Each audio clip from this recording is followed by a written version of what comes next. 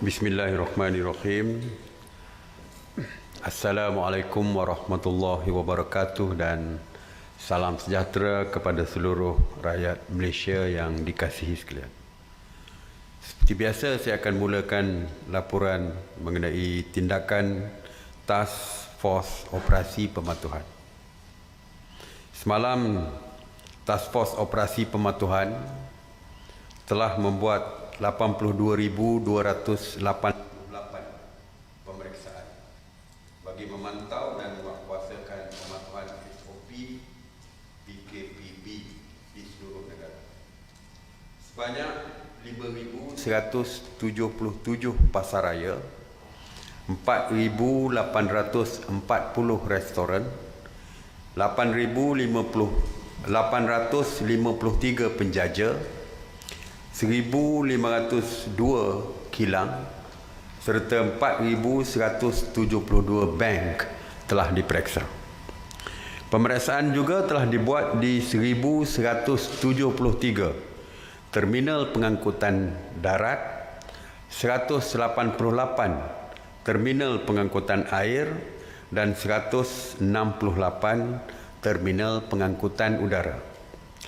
Pasukan Task Force Operasi Pematuhan juga telah memeriksa sebanyak 34,740 buah kenderaan persendirian, 2,031 kenderaan awam dan 284 vessel. Turut diperiksa adalah 2,420 pasar awam, 4,277 tempat ibadah, 1,627 tempat riadah dan 482 tapak binaan. Sebanyak 3,391 pasukan pematuhan telah membuat pemantauan yang melibatkan seramai 18,580 anggota dan semalam turut disertai oleh anggota Jabatan Kebajikan Masyarakat. Semalam, PDRM telah menahan 130 individu. Daripadanya, 62 individu telah pun direman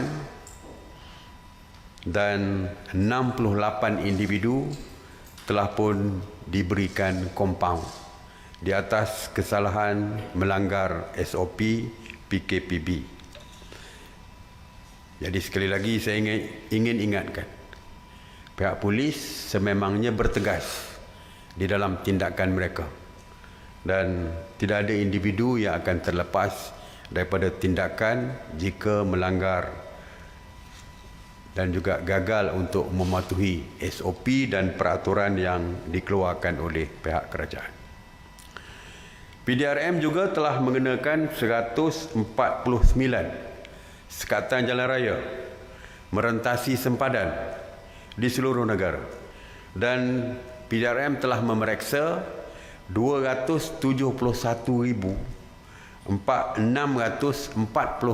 kenderaan. Semalam juga sebanyak 2,412 kenderaan telah cuba merentas negeri atas alasan mahu pulang ke kampung dan diarah berpatah balik. Jadi minat orang nak balik kampung ni rupanya tak berubah walaupun setiap hari di nasihat, diberi peringatan dan sebagainya. Semalam daripada laporan yang dibuat oleh pihak polis sewaktu mesyuarat pagi tadi di Kuantan, 1,300 orang beratur di balai polis di IPD Kuantan, di balai polis daerah Kuantan untuk memohon kebenaran pulang ke kampung, iaitu untuk merentas negeri. Oleh itu saya ingin tegaskan, Mesyuarat Khas MKN hari ini telah memutuskan bahawa pergerakan merentas negeri tidak dibenarkan sama sekali.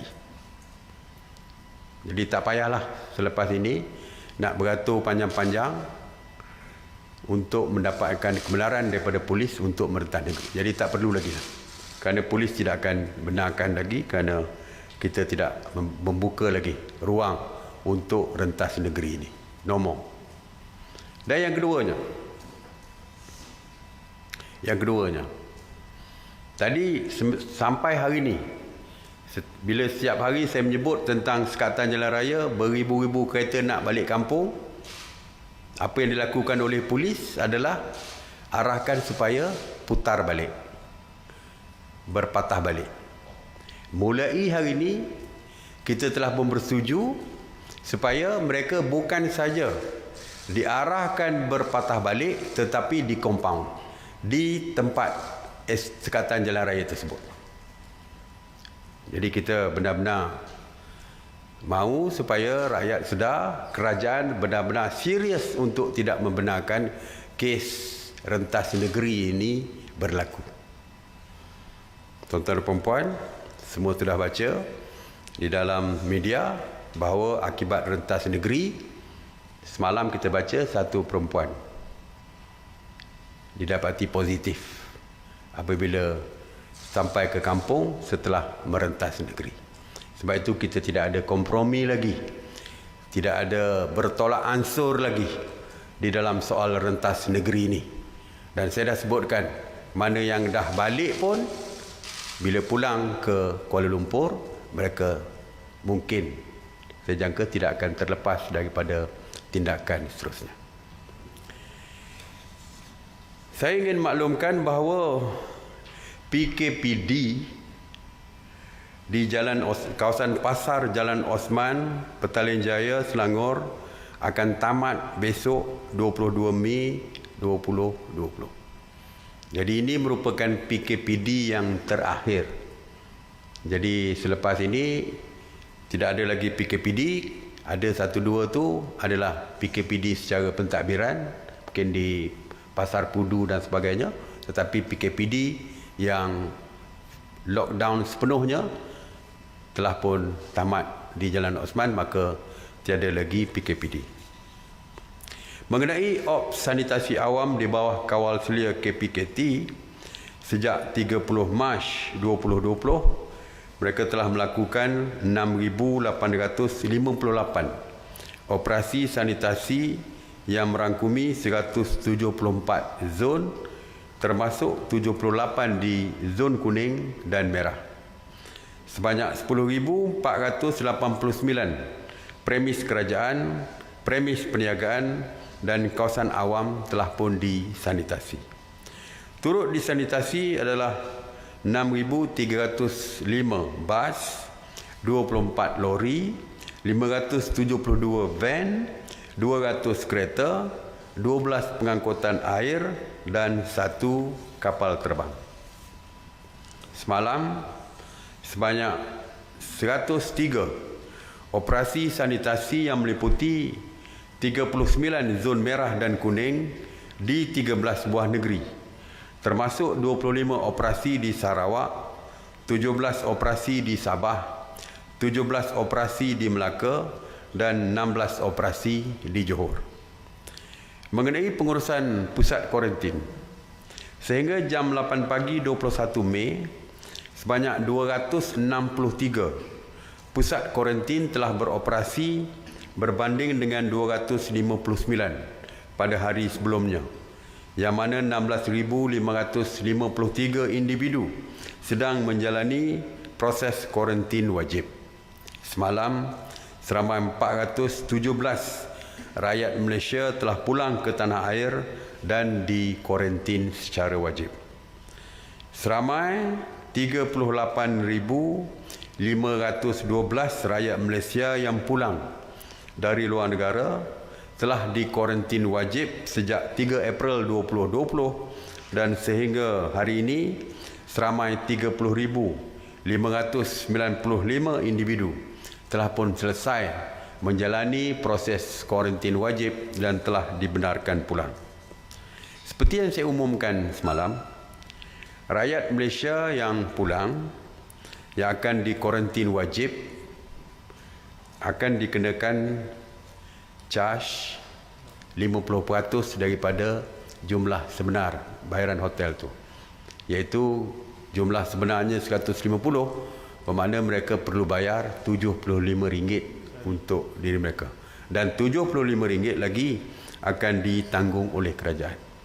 Walau bagaimanapun, mesyuarat hari ini bersetuju untuk mengecualikan bayaran ini kepada golongan orang kurang upaya ataupun OKU. Selain daripada itu, semua kena bayar 50%. Manakala bagi peserta Malaysia My Second Home, mereka perlu menanggung sepenuhnya bayaran untuk kuarantin wajib di hotel-hotel yang telah pun ditetapkan. Mengenai keperluan asas, Penguatkuasa KPDN HEP telah membuat pemantauan harian ke atas 25 jenis barangan di 968 premis perniagaan, termasuk peruncit sebanyak 747, 191 pemborong dan 30 pengilang.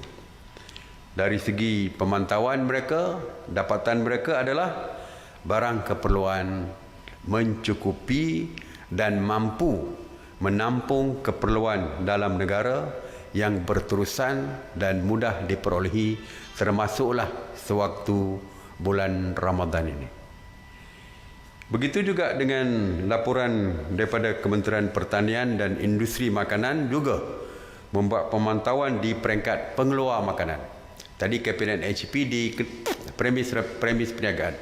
Bagi pengeluar makanan juga, termasuk beras, sayur-sayuran, ikan, daging dan sebagainya, mereka juga memberikan laporan bahawa bekalan makanan adalah mencukupi. Oleh itu, rakyat tidak perlu merasa bimbang dan ragu dari segi kecukupan bekalan makanan, kerana bekalan makanan adalah mencukupi dan mudah diperolehi. Manakala dari segi harga bekalan makanan, keperluan harian seperti ayam dan sebagainya, seperti yang kita ketahui, pada 20 bulan Mei, KPDN HEP telah pun mengumumkan skim kawalan harga maksimum musim perayaan.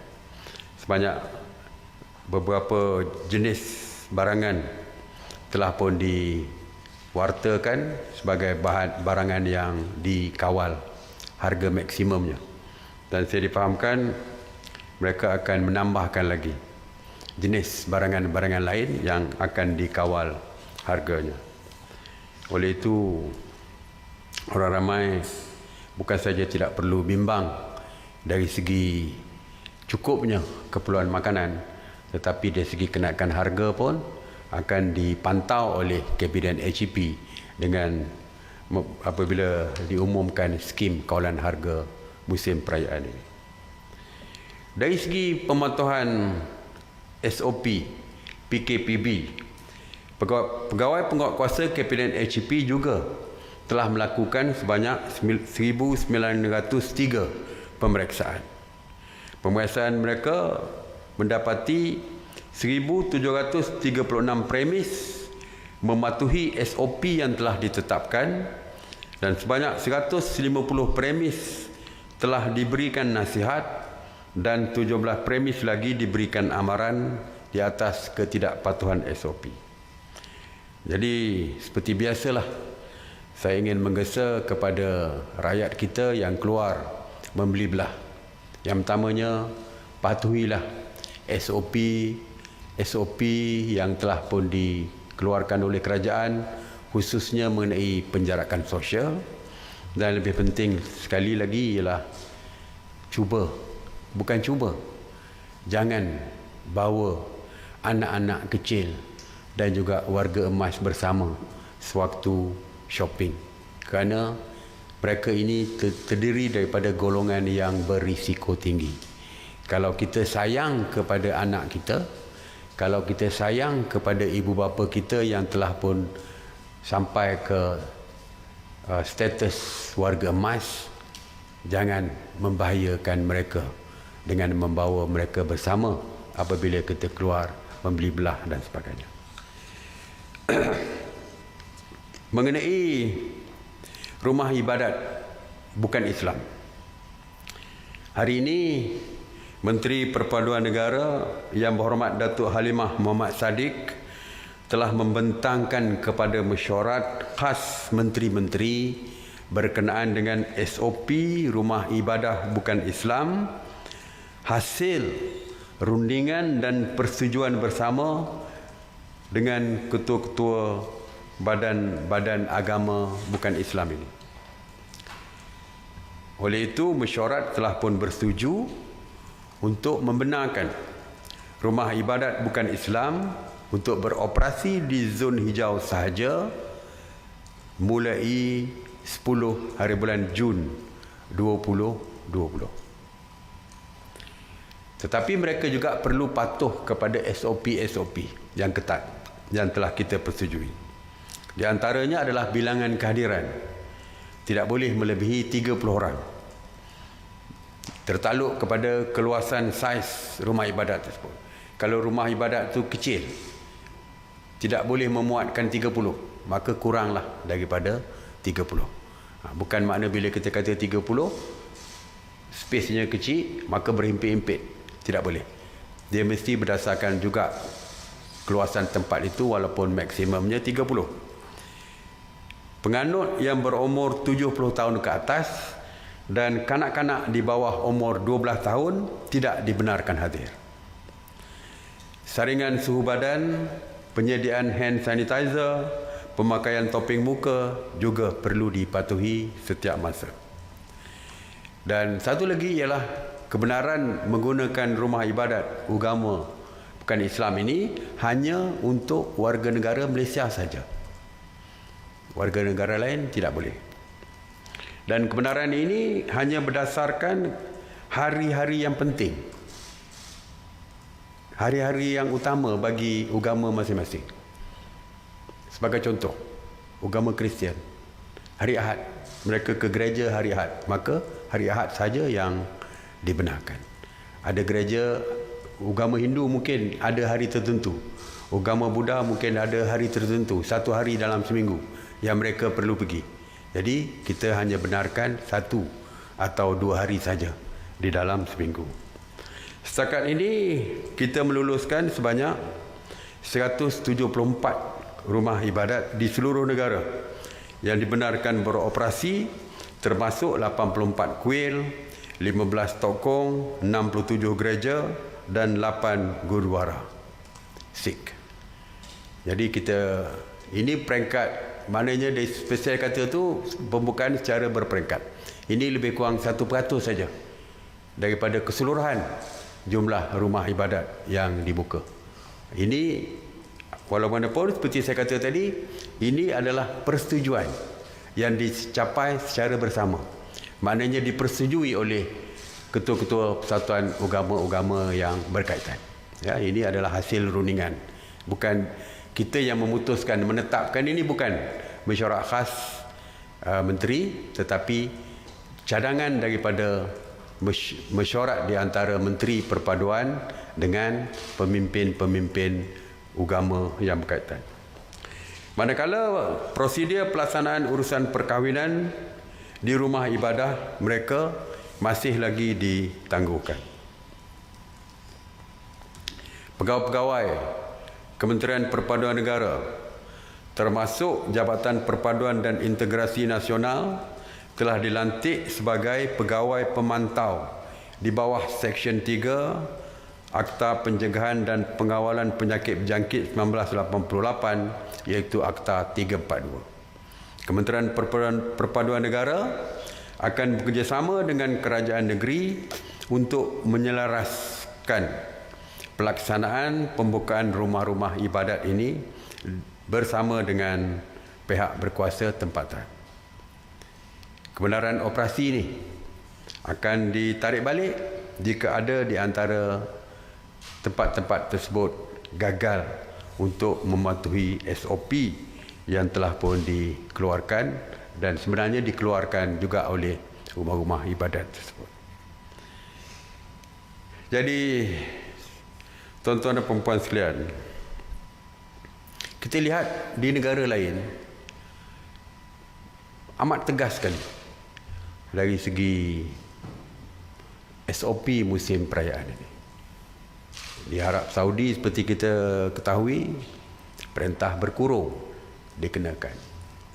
Di Indonesia, negara jiran kita, mereka telah pun membatalkan cuti raya ni. Tidak ada perayaan, tidak ada sambutan untuk hari raya dan sebagainya. Walaupun kita faham budaya kita di Malaysia ini, hari raya merupakan satu perkara yang penting. Sebab itulah kita memberikan sedikit kelonggaran untuk berraya dengan SOP yang kita keluarkan. Hanya satu hari, hari raya pertama, tak lebih 20 orang, dan digalakkan tidak menerima tetamu. Ya? Walaupun kita ada kelonggaran, tetapi kita mesti menilai sendiri, adakah tindakan itu berbahaya kepada keluarga kita ataupun masyarakat di sekeliling kita. Sebagai contoh, wanita yang dibenarkan pulang ke kampung, wanita daripada Kuala Kerai, ingin bersalin di kampung. Jadi pihak polis membenarkan atas alasan kesihatan dan dia nak bersalin di kampung, jadi kita benarkan. Tiba-tiba didapati positif. Dan kita difahamkan sebelum mereka balik ke rumah, sebelum dia balik ke rumah dia dah berjumpa dengan berbagai-bagai orang tertentu, keluarga yang dekat dan jauh dan sebagainya. Dah oleh kerana rindu, kalau puasa, kalau lama tak jumpa, berpelukan-pelukanlah antara satu sama lain. Itu normal. Itu normal lama, bukan normal baru. Berpelukan dan sebagainya. Akhirnya didapati positif. Apabila dia positif, the whole kampung itu terpaksa walaupun tidak dianggap sebagai MCO ataupun EMCO, PKPD, tetapi semua orang kampung tertaluk kepada saringan dan sebagainya. Semua kampung dianggap seperti lockdown jugalah. Seperti walaupun bukan PKPD, tetapi macam PKPD jugalah, tapi mungkin secara pentadbiran. Akhirnya menyusahkan semua kampung. Kita tidak tahu berapa ramai warga emas yang terlibat di kampung tersebut. Kalau ramai warga emas di kampung tersebut, kalau ramai kanak-kanak di kampung tersebut, risiko jangkitan amat tinggi kepada warga emas dan kanak-kanak di kampung tersebut. Ini bermakna tindakan kita walaupun seorang, tetapi ianya boleh menyebabkan bencana kepada seluruh kampung yang akhirnya akan memberikan kesan kepada nyawa penduduk di kampung tersebut, terutamanya warga emas dan anak-anak sekalian. Jadi kalau kita mempunyai saudara mara di kampung tersebut, maknanya saudara mara kita lah yang akan menjadi bangsa. Tok nenek kita lah yang akan menjadi mangsa. Anak-anak kecil, anak-anak saudara, cucu saudara kita dan sebagainya lah yang akan menjadi mangsa. Sebab itulah saya kata, walaupun pihak kerajaan memberikan sedikit kelonggaran, tetapi tidak bermakna kita perlu mengambil ini sebagai kesempatan untuk membuat apa saja yang kita suka, kerana kita telah pun diberikan sedikit kebebasan. Yang penting kita perlu fikir sendiri, adakah dengan pulangnya kita ke kampung akan memberikan kesan kepada tok nenek kita, keluarga kita, anak cucu kita di kampung dan sebagainya. Kalau kita ingin menyelamatkan mereka, sebaik-baiknya nasihat saya, tak payah balik kampung, beraya di rumah kita di mana saja kita berada. Yang di kampung, mereka beraya di rumah masing-masing, kita di Kuala Lumpur, berayalah di rumah kita di Kuala Lumpur. Inilah satu cara untuk memastikan tidak akan berlaku spike selepas hari raya nanti. Kita mesti ingat, di beberapa negara termasuk di Itali dan sebagainya, apabila pulang balik kampung beramai-ramai, itulah yang menyebabkan Itali menjadikan satu negara yang satu ketika dulu paling tinggi positif COVID dan kematian di seluruh dunia ini. Jadi saya harap apapun kawalan kendiri perlu kita lakukan bagi menyelamatkan orang lain. Jadi itu saja saya nak sampaikan. Terima kasih sekali lagi. Seperti biasa, seruan saya terus kekal di rumah untuk terus kekal selamat. Stay home, stay safe. Terima kasih. Saya buka kepada soalan. Okey, Assalamualaikum Datuk Seri. Saya nak tanya susulan daripada apa yang Datuk Seri maklumkan sebentar tadi mengenai tiada lagi kebenaran rentas negeri dibenarkan. Okey, kalau yang dah ada yang dah buat permohonan dan diluluskan, bagaimana? Adakah mereka masih lagi dibenarkan? Dan kalau ada kes-kes kecemasan, adakah dibenarkan untuk merentas negeri? Dia kalau kes balik kampung ni biasanya orang pergi waktu itu juga sebelum pulang. Tak ada pergi 3-4 hari sebelum tu. Ya, jadi kalau dah ada dilulus sekalipun, tapi kalau lulus tu tentu saja lulus untuk balik kampung kerana kecemasan dulu kita benarkan. Selain daripada itu pihak polis tidak akan benarkan. Jadi tak timbul isu dah lulus tarik balik.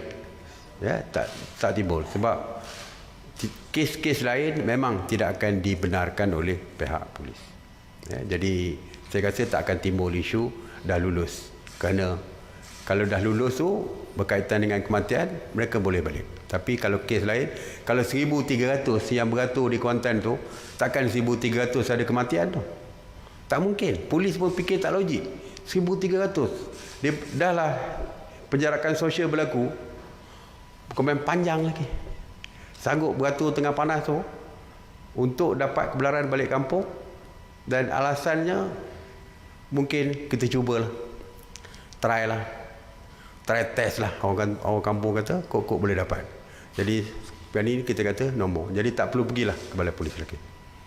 Okey. Assalamualaikum Datuk Seri. Itulah di media sosial seorang pemilik akaun Muhammad Sayyidi Omar menyatakan bahawa dia berjaya merentas negeri pulang ke kampung untuk beraya dan mendakwa tiada sekatan jalan raya sepanjang perjalanan.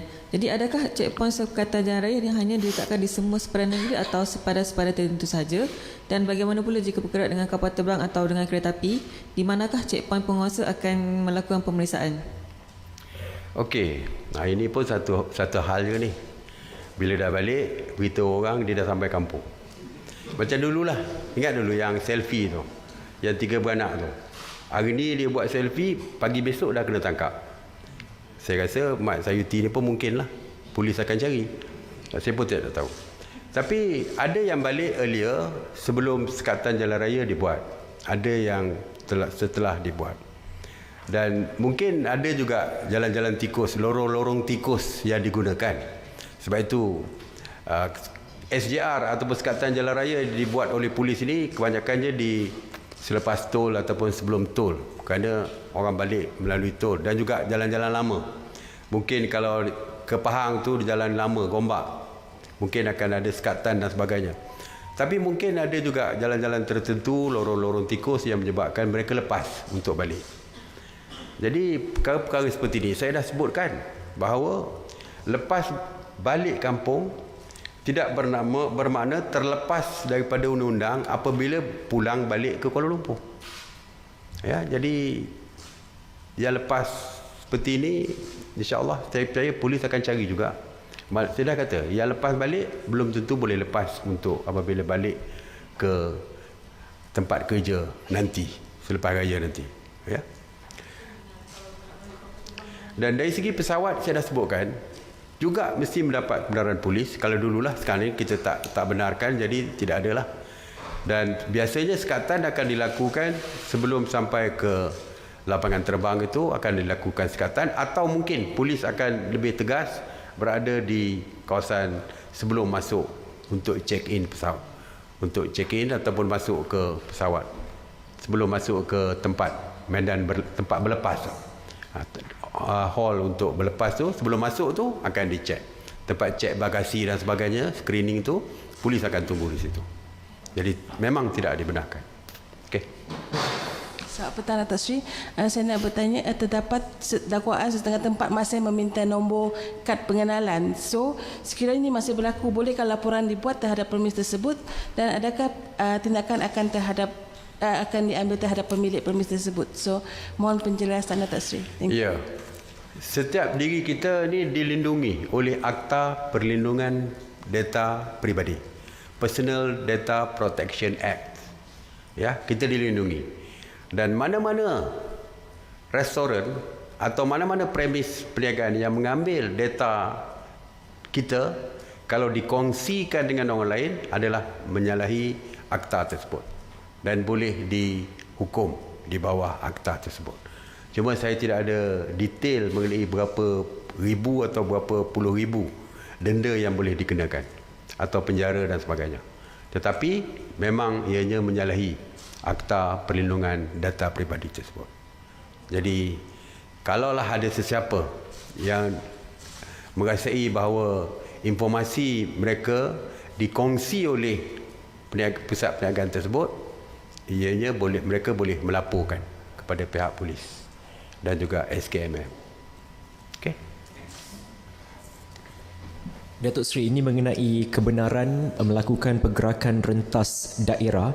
Satu, adakah kebenaran itu diberikan hanya untuk kes-kes tertentu sahaja seperti kebenaran untuk rentas negeri? Kedua, kalaulah kebenaran rentas daerah itu dibenarkan tanpa syarat, maksudnya saya yang tinggal di Kajang Selangor bolehlah untuk buka puasa malam ini di kampung di Banting Selangor dan juga pulang berhari raya Aidilfitri nanti. Yang ketiganya, sebab ada aduan perjalanan rentas daerah ini diarah berpatah balik. Kalau mereka diarah berpatah balik, apa yang patut mereka buat? Terima kasih. Rentas daerah memang dibenarkan. Tidak ada sekatan untuk rentas daerah.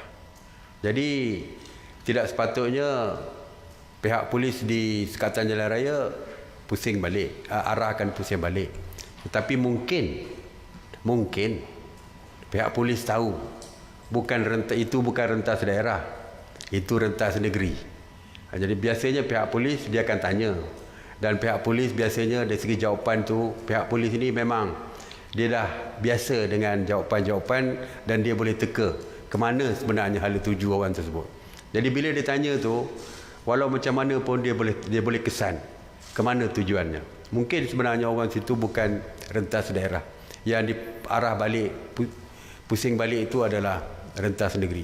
Kerana rentas daerah seperti saya sebutkan tidak ada sekatan dan mereka bebas untuk bergerak di dalam daerah negeri masing-masing, di dalam negeri masing-masing. Walau jauh mana pun perjalanan tu masih boleh. Sebagai contoh, daripada Kuantan nak pergi ke Kuala Lipis, dalam negeri, rentas beberapa daerah. Tapi kerana kita membenarkan rentas daerah, walaupun perjalanan ke Kuantan, daripada Kuantan ke Kuala Lipis boleh sampai ke 4 jam, mungkin 4 jam nak sampai ke Kuala Lipis, tapi kerana kita membenarkan rentas daerah, bukan masa yang kita tentukan, tetapi mereka masih di dalam negeri yang sama, jadi tak timbul isu. Ya. Maksudnya buka puasa malam ni dan balik raya bolehlah dalam satu negeri? Nak balik raya masih tertakluk kepada SOP lah bila sampai ke kampung tu. Kalau dah kat rumah tu dah ada 20 orang, you balik satu kereta, you bertiga, tak boleh lah. Jadi SOP ada untuk air raya. Jadi walaupun cuba balik, kalau melebihi dia 20, kereta banyak kat luar tu, mungkin polis akan tanyalah. Jadi walaupun kita benarkan, tetapi SOP raya tidak berubah. Ya. Dr. Faizal dari Bernama. Arahan kerajaan, salah seorang daripada penjawapan perlu kerja di rumah manakala pasangan kerja di pejabat. Namun isunya ada ketua jabatan yang meminta kedua-duanya hadir dan bekerja di pejabat. Jika perlu jaga anak, mereka salah seorang perlu ambil cuti tahunan.